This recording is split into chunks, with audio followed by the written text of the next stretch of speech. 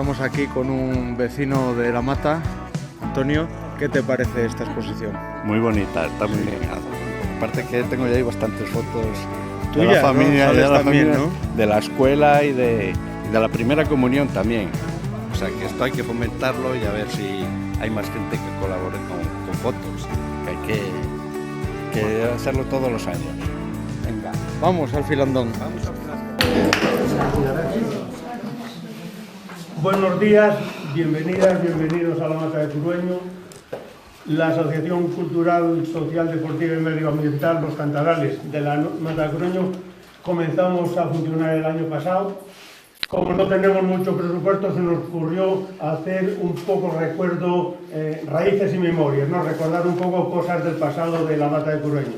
Entre hoy esas cosas, para este año tenemos previsto un filandón, que es el que celebramos hoy, sobre la escuela de La Mata que se cerró en el año 71.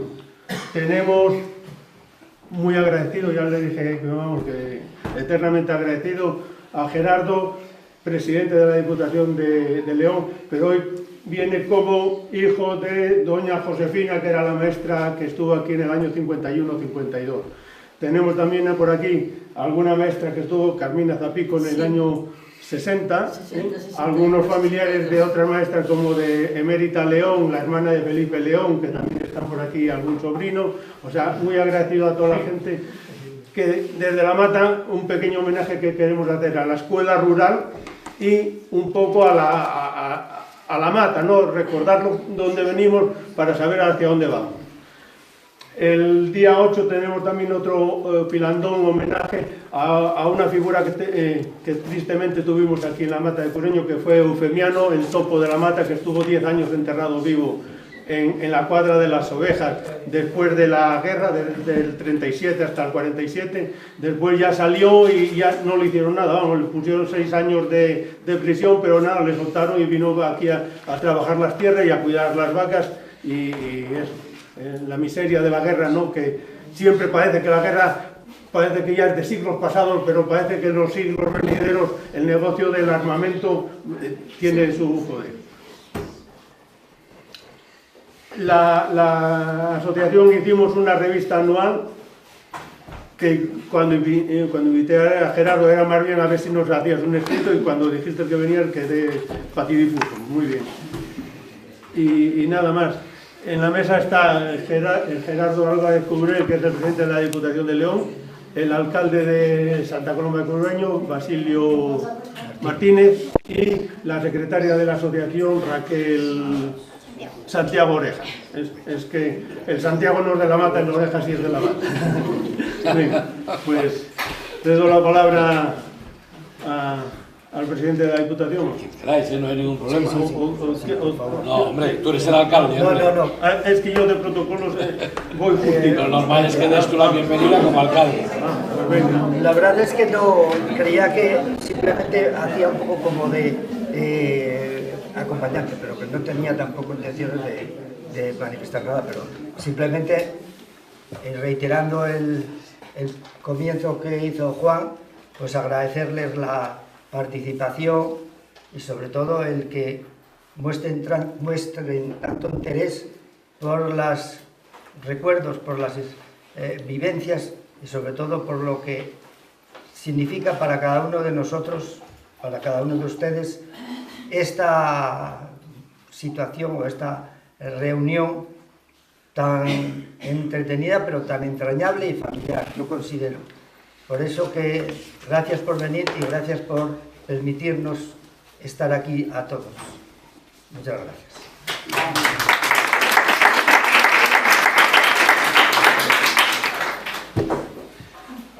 Bueno, pues buenos días a todas y a todos.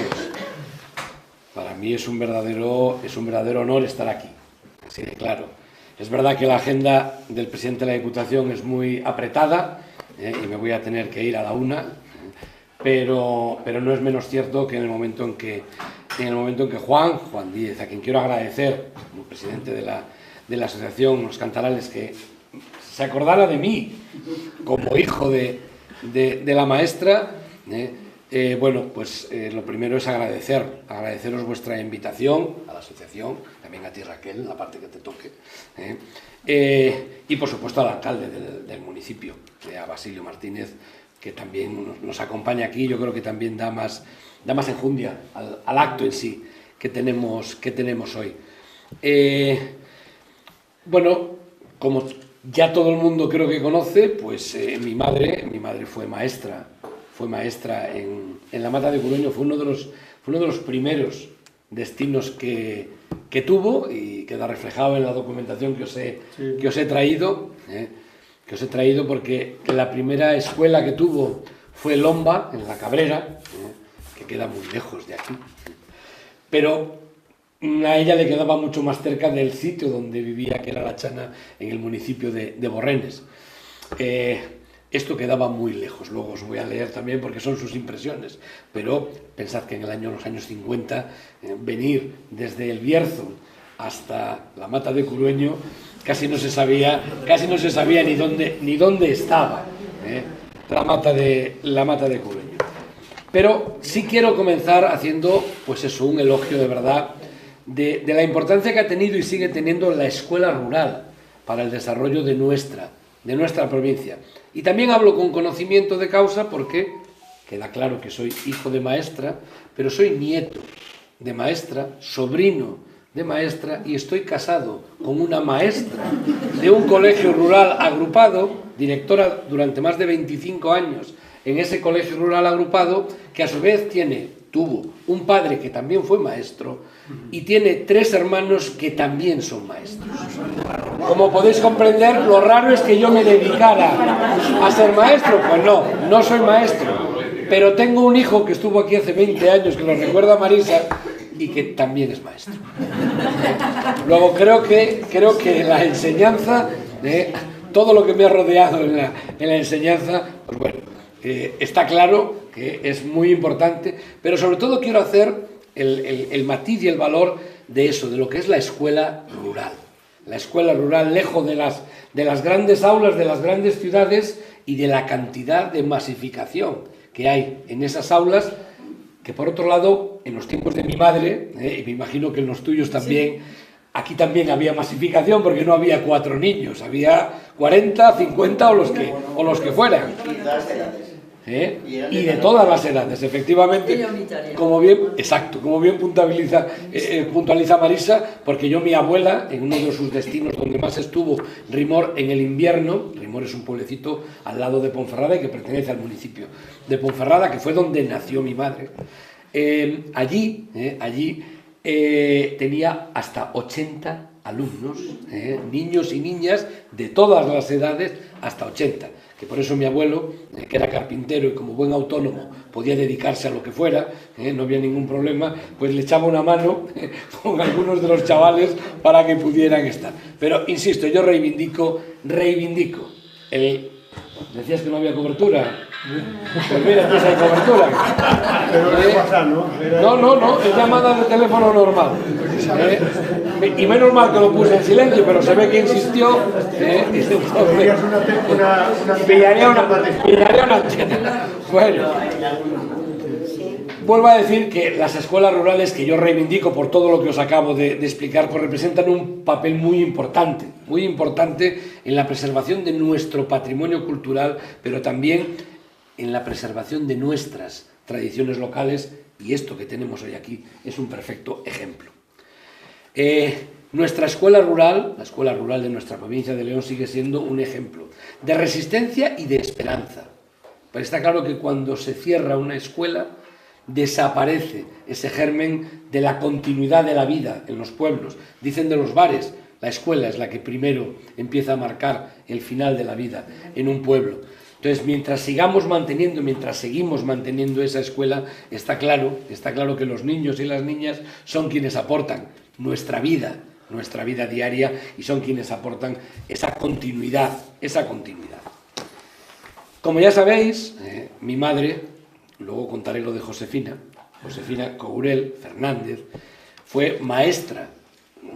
Como dice en el curso 51-52, yo en su hoja de servicios tengo desde el 52 al 54. ¿vale?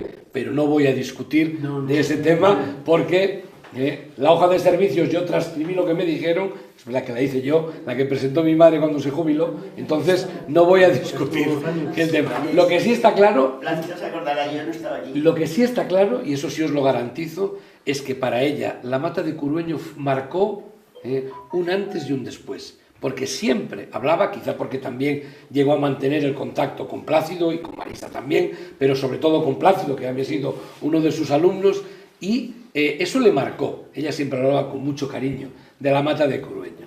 Entonces, en el escrito que tiene, y que os paso a leer ya para no entretenerme mucho más, dice: hice las oposiciones de magisterio en 1951 y me vi como interina en la escuela de la Mata, que quedaba algo lejos del Bierzo, de donde yo procedía, para sustituir a un señor al parecer casi ciego.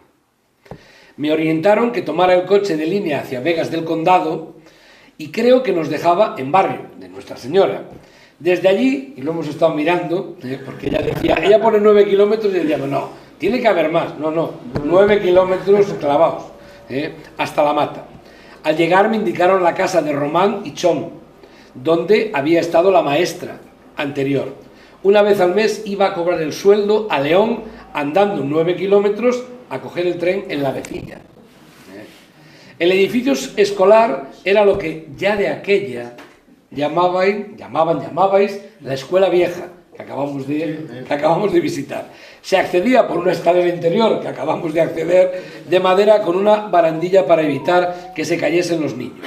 Hacia un lado estaba la mesa del maestro y en el otro los niños y las niñas, no más de 25. Pero bueno, ya era un número considerable.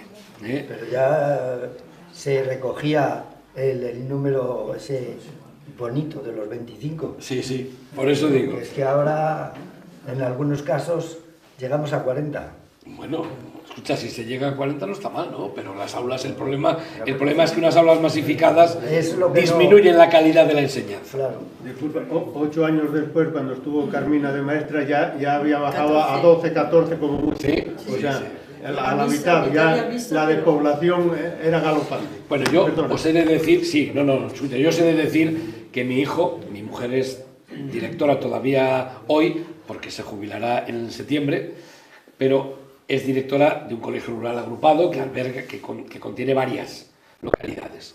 Mi hijo estudió en otro colegio rural agrupado donde, ya os he dicho, mi suegro era el director del centro.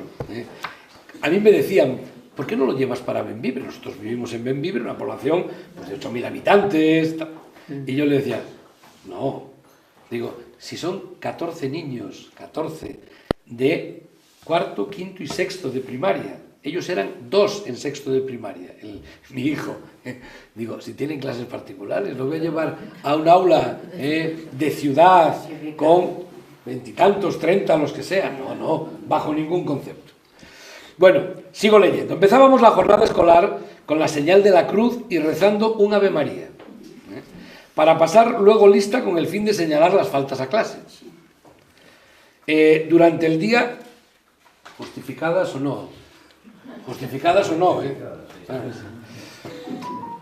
durante el día se distribuía el tiempo para cada asignatura, que eran conceptos elementales pero básicos y amplios. Fácilmente se descubría la disposición de cada uno para las ciencias o para las letras. La enseñanza de la religión no se cuestionaba e incluso se explicaba el Evangelio del domingo. Al final de la clase se cantaba la tabla de multiplicar o alguna canción regional o religiosa. Las niñas solían hacer labores por la tarde 2 días por semana y entre tanto los niños hacían algún problema o se dedicaban a la lectura. Los jueves había vocación por la tarde, por si acaso. Recuerdo al párroco don Teodoro, tocaba al rosario hacia el oscurecer y mientras la gente se reunía daba catequesis a los niños. Un día de ayuno le vi en su casa con un caramelo en la boca, pecado mortal, diciéndome que eso no quitaba el ayuno. También recuerdo la cantidad de agua que corría por medio del pueblo y los patos que se criaban y lo del plantón, que era la semilla de la remolacha y que los restos se quedaban en su recolección, se daban a las vacas mezclado con paja y hacía que la leche fuera exquisita. había una señora que hacía mantequilla que venían a recoger desde la Vecilla. Esos son los recuerdos que mi madre apuntaba, ella, de su paso por la mata, en el que por supuesto yo no estaba ni pensado, ni siquiera el noviazgo con mi padre. Entonces, bueno, por finalizar, os cuento lo de Josefina. Aquí le llamáis Josefina. Y es que mi madre tenía nombres diferentes en el bautismo y en el juzgado. Cuando nació, mi abuelo se desplazó a Ponferrada a inscribirla en el juzgado, y mi abuela, que quería que se llamara Josefina, le dijo: Josefina, no se te olvide. Mi abuelo llegó y quiso inscribir a su hija pequeña. Mi abuela tuvo a mi madre con 46 años. ¿Vale? Pedía verla de 5 o 6 añines, la vio de 45. Porque vivió 91 años, al igual que mi madre. Bueno, entonces mi abuelo fue a inscribirla, y cuando fue a inscribirla en el registro dijo que se llamara Josefina. Pues el escribiente del registro le dijo que ni Josefina ni leches, que era eso de Josefina, Josefa. Entonces está inscrita como Josefa. Mi abuelo, como buen hombre, cayó la boca y no le comentó nada a mi abuela. Quedó inscrita como Josefa, y en el bautizo la bautizaron como Josefina Enedina, que era su segundo nombre, y que desde luego yo a mi madre la recuerdo, excepto el 19 de marzo, día de San José, como Enedina. Toda la vida en nuestra casa se la llamó Enedina. Pero es verdad que ella siempre mantuvo que se llamaba Josefina, hasta que descubrió que no, que se llamaba Josefa, ¿vale? Entonces, esa es la anécdota del nombre que quiero comentaros, pero que sepáis que ella siempre estuvo muy encantada de Josefina, de Enedina e incluso de Josefa. No había ningún problema. Por supuesto, como ya digo, yo estuve hace 20 años aquí. Vine con mi mujer y con mi hijo, y vinimos accediendo a la invitación que Plácido y Marisa nos habían hecho para visitar la mata de Turueño, que mi madre, como ya digo, siempre quería venir. Vinimos hace 20 años, se cumple precisamente los 20 años, porque estuve mirando la referencia de las fotos y son de 2005, con lo cual 20 años clavados. Aquí estuvimos, disfrutando un poco, comimos con ellos, conocí al hijo de Marisa, Luis Ignacio, que me imagino que lo conocéis todos por su actividad profesional, y estuvimos departiendo. Además, yo, como de aquella no me dedicaba a la política, era un ciudadano normal, Tenías más tiempo. Exacto, tenía más tiempo. Y luego ellos devolvieron visita ya. Sí. Tanto Marisa como Plácido volvieron, y os he traído algunas fotos de esa visita con mi madre, que, como ya digo, tenía ese cariño. Hoy, 2025, mi madre por supuesto ya no vivió 91 años, murió en 2016, pero habría cumplido 100 años en el mes de abril. También os cuento, y ya termino, la última anécdota, que nació un 28 de abril, pero el escribiente, que ya digo, debía estar algo cruzado con los de Rimor, no solo le puso Josefa, sino que la inscribió el día que fue mi abuelo, el día 30. Con lo cual, todos sabíamos en casa que había nacido el 28 de abril, pero en el DNI ponía que se llamaba Josefa y ponía que había nacido el 30 de abril de 1925. Por tanto, insisto, el 28 o el 30, me da igual, hubiera cumplido 100 años, vivió 91 con una salud estupenda, os lo aseguro. Tuvo la suerte de que cuando le detectaron un cáncer de páncreas, que no sé si fue de eso de lo que murió, pero desde luego en muy pocos días, sin dolor ninguno, se acostó a dormir y ya no despertó, con lo cual, como siempre pedía ella, poco mal y buena muerte, fue lo que le concedieron y fue lo que tuvo. Así que, aparte de eso, y de ver ahí ese Setas en el Bierzo número 2, que el Consejo Comarcal del Bierzo, mientras yo fui presidente del Consejo Comarcal del Bierzo, editó ese póster, os quiero agradecer haberme escuchado, os quiero agradecer muchísimo, de verdad, de corazón, la invitación, y eso es lo que tengo en el recuerdo y en la mente de, como voy a decir lo contrario, de la mejor mujer del mundo, que fue mi madre. Muchísimas gracias.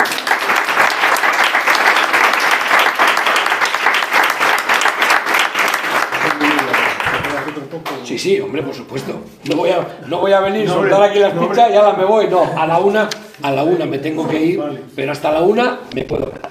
Vale. Gracias. Pues tenemos aquí a la maestra del año 60, tuviste año y medio, ¿no? Sí, estuve parte de 2 cursos, me pasó lo que hace. Estaba mal pensado, porque era... Sí. Pero bueno, sí, me han pasado muchas cosas. Pero ellos lo han hecho con todo el cariño.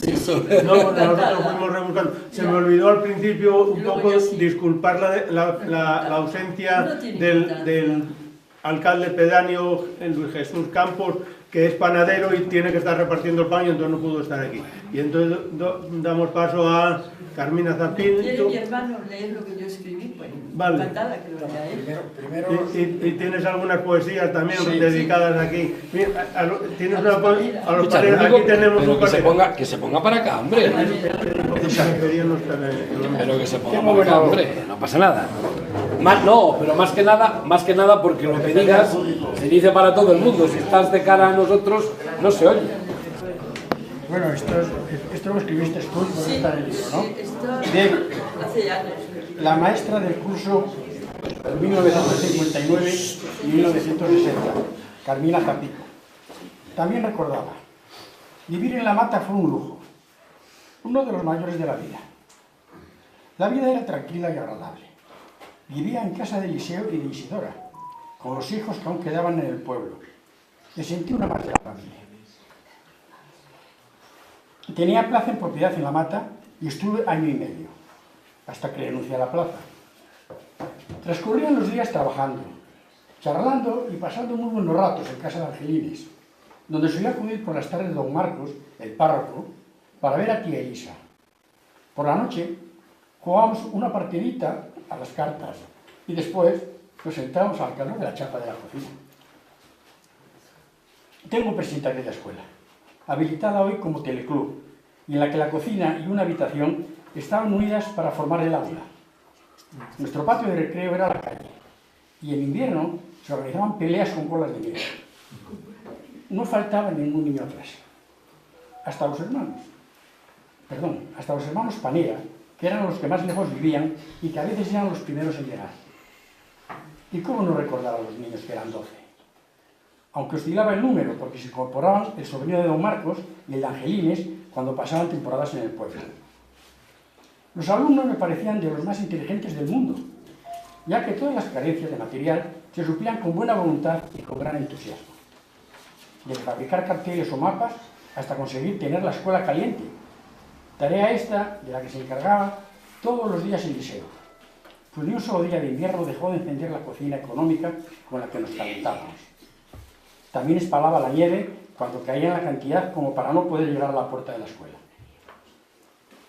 Por aquel entonces se estrenó en el Teatro Emperador de León la película Los 10 Mandamientos, y don Marcos tuvo la idea de alquilar una furgoneta para llevar a los niños mayores y también a algunos jóvenes. Y muchos recuerdos más. Entre ellos, en la celebración de la Candelaria en Parte Civil en el mes de febrero. Todos los mozos y mozas del pueblo íbamos por la tarde del baile que se hacía en los bajos de la escuela. Al volver, entrada la noche, nevado todo el paisaje con una llena, se podía contemplar el valle y el pueblo de la mata, lo cual constituía uno de los paisajes más hermosos que he visto en mi vida.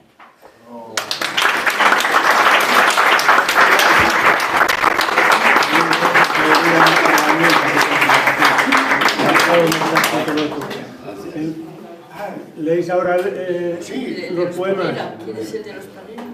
El de la mata del Sí, le escribió un poema a los hermanos Panera. Hay aquí un hermano Panera presente. No se oía. Lo lea desde aquí para que te oiga Los mejor Panera. todo el mundo. No, pero te toca déjame. otra vez ponerte de pie. Otra vez, tengo mucho que leer. No es poco, es corto. Es muy corto. No, pero luego hay que una cosa de la mata en el recuerdo. Sala. Bueno, pues que está en poesía. Y luego, desde el caserío, que es a los hermanos Panera. A los hermanos. ¡Ay, qué mal me levanto! La edad no perdona. Bueno, perdonar, pero sigo siendo el lector. Se titula, Desde el caserío. en un libro que ha editado mi hermana, Todos los dioses habitan en el corazón.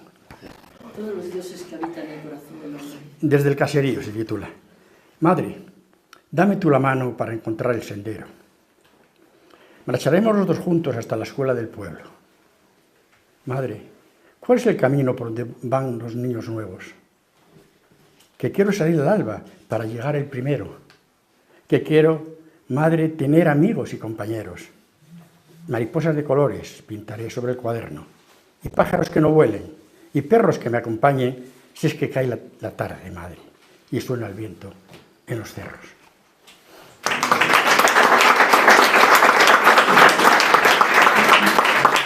Ya acabo, ¿no? Me voy a poner con tanto. Esto se titula La mata en el recuerdo. Es que Carmina escribe bien. Caminar los senderos con luz de amanecida. Sentirse compañera de pájaro que trina, del arroyo que salta, de la nube tranquila. Sentirse tierra misma y en el silencio suyo mirar suaves colinas. Sentir el frío viento y el ritmo de la vida. Llegar y ya Eliseo tener todo previsto, el Carol en la escuela, a Chari en la cocina.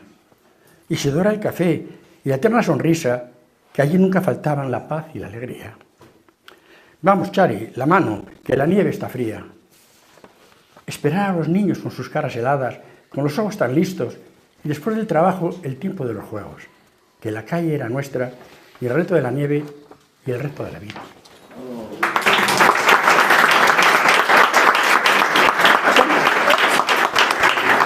Acabé.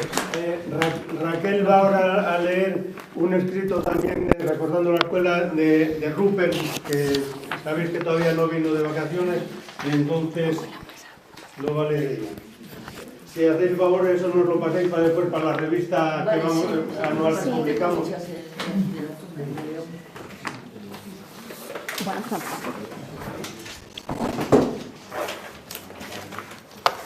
Bueno, empiezo. También Rodríguez Castro recuerda su paso por la escuela. Mis años en la escuela se desarrollaron en los 50. Se comenzaba a ir con 6 años y se permanecía hasta los 14. Aunque algunos, como yo, nos íbamos antes para hacer los estudios en otro lugar, o les sacaban los padres para comenzar muy pronto la vida de trabajo, ayudando en casa o haciendo de motril en otra. Destaco algunas historias de mis pocos años en la escuela vieja y en la nueva, ya que me tocó estrenar la habitación que hizo de aula en la casa del maestro, que conocemos ya restaurada como el Teleclub. Los jueves dibujo. Como siempre se me dio bien el dibujo, el primer recuerdo es para la clase que sobre esta actividad nos daba don Delfino, del que guardo un buen recuerdo, como el mejor de los maestros. Los jueves, al llegar a la escuela, tenía el encerado grande, que estaba en la pared al subir la escalera, lleno de dibujos que luego teníamos que intentar hacer. Con tizas de colores, allí aparecían variedad de casas, castillos, paisajes, etc., según correspondiera. Me empeñaba en copiar lo mejor posible y disfrutaba de lo lindo guardando mis dibujos como algo que me gustaba mucho. Este afán me sirvió luego para mi actividad laboral. También recuerdo con agrado las clases de caligrafía, por el esmero que nos hacían poner para copiar palabras y textos, con aquella letra inglesa, que a tantos nos mejoraría la letra para nuestra escritura posterior. Hoy, sin comer. Así nos castigó un día doña Sebastiana en 1952, cuando yo tendría unos 10 años. Sería por no saber la lección. Así que se fueron todos a comer y nosotros a ver la forma de escaparnos. Había en el exterior de una de las ventanas como 2 salientes de madera en forma de estaca y aferrándonos fuerte con las manos saltamos como unos 3 metros. Luego a comer corriendo y volver a estar dentro, para cuando volviera la maestra, claro.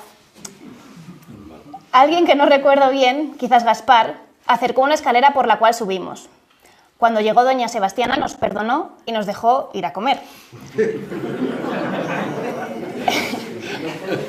Por supuesto que nos fuimos, no a comer, claro, sino para hacer tiempo y volver antes de iniciar la clase de la tarde. Recreos. Teníamos tan solo un recreo a media mañana, ya que por la tarde los juegos los hacíamos al salir de clase y antes de irnos para casa. Nuestro lugar era la plazuela donde se sucedían, a lo largo del año, los diversos juegos del temporada. Juegos. Recuerdo de los cartones. Nos hacíamos, como podíamos, con unos billetes de tren minero o del de la vecilla, e, incansables y con ganas, tirábamos contra la pared para ver quién los dejaba más cerca y ganaba, aumentando la colección propia. El calvo nos apasionaba, así como el marro y algunos más. En los largos y duros inviernos, el resbalete, por el hielo y el barro helados era lo nuestro. Por la tarde nos íbamos a las colineras y utilizando sacos nos tirábamos una y otra vez por aquellas laderas heladas. No nos hacían falta los trineos de ahora. Titiriteros. En ocasiones, 1 o 2 veces por año, venía un grupo de titiriteros para representar ante niños y mayores su repertorio. Así que en la planta baja de la escuela, que hacía de bodega, carbonera y más, nos sentábamos en el suelo, que era de tierra, bien apretados, y asistíamos, asombrados, al ensueño de las obras de teatro y de juegos que llevaban nuestra imaginación a lugares alejados de nuestro pueblo. Comer algarrobas. Alguna vez se presentaron en el pueblo un grupo de militares que conducían mulos y debían hacer prácticas de rastreo o de vigilancia por los alrededores, o algo así. Estaban 10 o 12 días ocupando la plazuela del pueblo. Dormían en pajares de casas próximas y a los animales los ataban enfrente de la escuela. Lo que más disfrutábamos de la novedad era que los soldados nos daban a comer algunas algarrobas que traían como alimento de los animales. Como eran de sabor dulce, nos suponía una buena aventura. Con la regla en los dedos, tengo buenos recuerdos de los maestros y las maestras que tuve. Pero de uno de ellos, que estuvo poco tiempo como sustituyendo a otro maestro, me viene a la memoria el daño que nos hacía cuando nos pegaba en los dedos de la mano con la regla, aun siendo muy pequeños. Ese dolor en las manos lo recuerdo muy vivo, cuando pienso en aquellos años que, en general, fueron muy felices para la gran mayoría.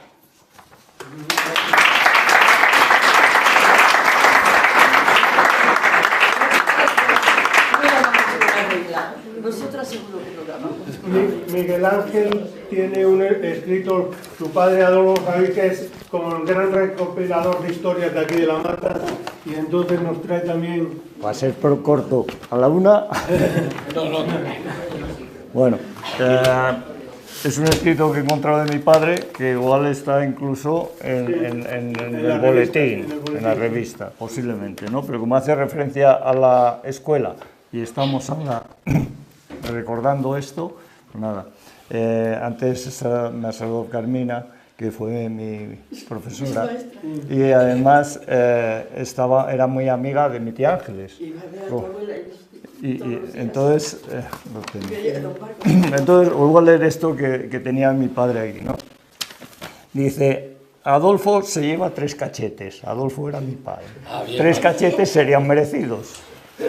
Y dice, en la escuela, dice: cuando paso por delante de la antigua escuela de La Mata y la veo tan deteriorada, me da pena y a mi mente acuden cantidad de recuerdos.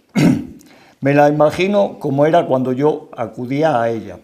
A la entrada, una pequeña dependencia, hall, pasillo, donde dejábamos las almadreñas en el mal tiempo. A la derecha, una bodega o habitación sin puerta, piso de tierra, en donde nos refugiábamos a la hora del recreo si estaba lloviendo en la calle. Enfrente de la entrada, una escalera de madera por la que subíamos a clase. Tenía 3 ventanas, una a la calle, 2 a la plaza, aunque una era muy pequeña.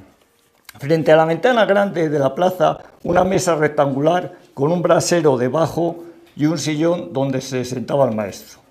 En las paredes, un mapa grande de cada continente, uno de España y otro pequeño de la provincia de León, en la que figuraban todos los pueblos menos el de La Mata, que tuvo que incluirlo con la pluma el señor maestro. Dice, también había un crucifijo grande, en sitio más visible, un cuadro con 10 varillas, cada una con 10 bolas, para enseñar a contar a los más pequeños, un armario grande y viejo donde se guardaba la esfera, algunos libros, figuras geométricas, tizas, cuadernos, alguna botella de tinta, escobas, etc. Dice, los bancos eran una especie de pupitres prolongados donde nos sentábamos varios niños. Solamente un banco destinado a los mayores. Tenía además una tabla estrecha encima de la mesa, un agujero para acoplar unos tinteros pequeños a modo de embudo. El piso era de tablas anchas, algunas encorvadas, en el que los bancos no asentaban muy bien, de modo que al sentarse en una esquina, si lo hacías fuerte, podía levantarse la otra y salir la tinta manchando maderas, cuadernos y todo. Dice, el bagaje para los alumnos era fácil de transportar. Vienen carretas o bolas de tela, la pizarra, la enciclopedia, los cuadernos, lápiz, palillero con la pluma y algunos pizarrines y plumas de repuesto.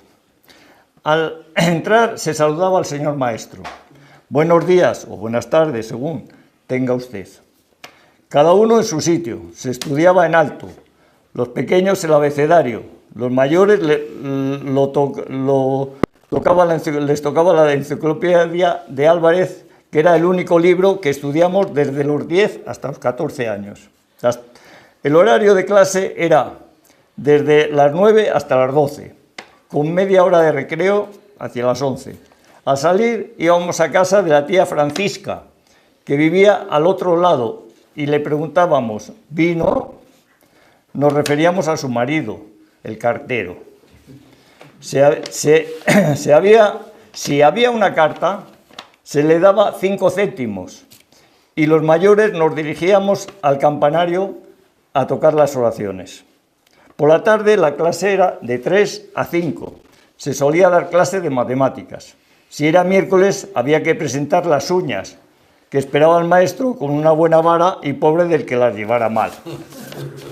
Dice, un día le llega al maestro el aviso de la próxima visita del inspector de enseñanza. El maestro nos manda que vayamos vestidos como de domingo y prepara a 2 mayores para que contesten a las preguntas del inspector.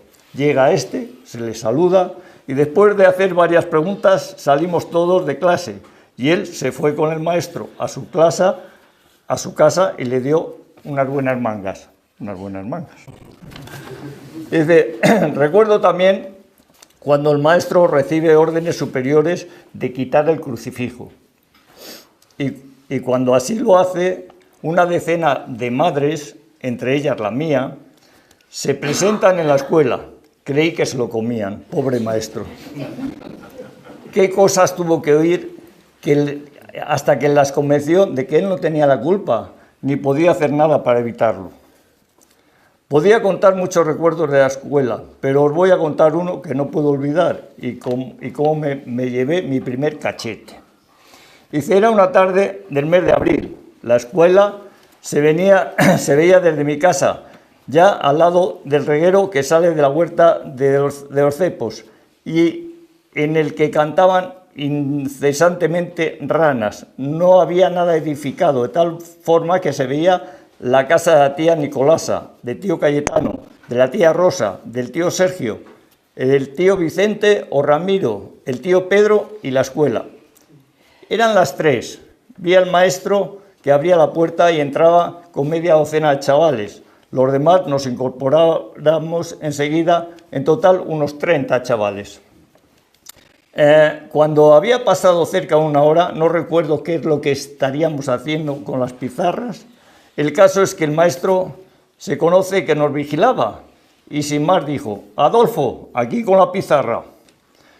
Cuando me acerqué fue tal el palo que me dio, dice que no sé cómo instintivamente reaccioné y la pizarra la hice cacho sobre él.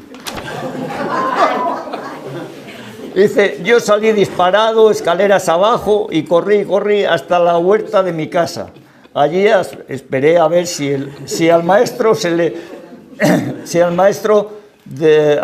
a ver salir al maestro de la escuela. Salieron los chicos. El maestro atrancó la puerta y con un paso ligero fuera de lo normal, se dirigió a mi casa. Se oía mucho alboroto. El enfado era tal que, a pesar de la amistad familiar que nos unía, que mi madre tenía más confianza con él que con don Ruperto, el médico, ya que si caíamos enfermo, le avisaba primero a él, al maestro, antes que al médico. Y en ese momento se encontraba allí mi tío, el secretario. No hubo nada que hacer, estaba expulsado. Sin embargo, al día siguiente... me presenté a la escuela. No dice qué maestro era. ¿Eh? No dice qué maestro era. No sé, pero por el año. Yo quería decir una cosa muy breve. Solo fui que los que estamos aquí, matenses, nacidos en La Mata, que no todos los que estamos aquí somos nacidos, aquí el 30 de noviembre, con nieve, sin luz, de nalgas, que me bautizaron en un pie, por si me moría. Y luego consta en el acta de bautismo que se me bautiza, en latín, una expresión latina, por si acaso, no fue válido el bautismo de socorro que se le hizo en su momento en el pie, porque pesé 4 kilos, nací aquí enfrente. Entonces, por circunstancias de la vida, no, de todos los 8 hermanos que sobrevivimos, fuimos 9, soy la única que no asistió a la escuela en La Mata, porque me crié en La Vecilla. Solo asistí a esa escuela, y la describe perfectamente Adolfo, y es como yo la viví, una semana en 1952, que hubo un congreso eucarístico en Barcelona, y mi maestra, que era muy religiosa, se fue al congreso y nos dejó a cargo de su hermana, que no era maestra. Mis tíos dijeron no, para estar con una persona que es mejor que se vaya a La Mata y que aprenda con doña Sebastiana, que fue la única maestra a la que yo escuché en La Mata, y en aquella escuela, claro. Y luego con Carmina y con Julián nos unen muchísimos otros lazos. Pero yo quiero agradecer públicamente a Carmina, a Julián y a Pepe y a sus hijos, que mientras mi madre vivió, porque Carmina vivió en casa de mis padres, ni un solo verano pasó, ni uno solo, que no vinieran a ver a mi madre. Y eso se lo agradezco a mi edad.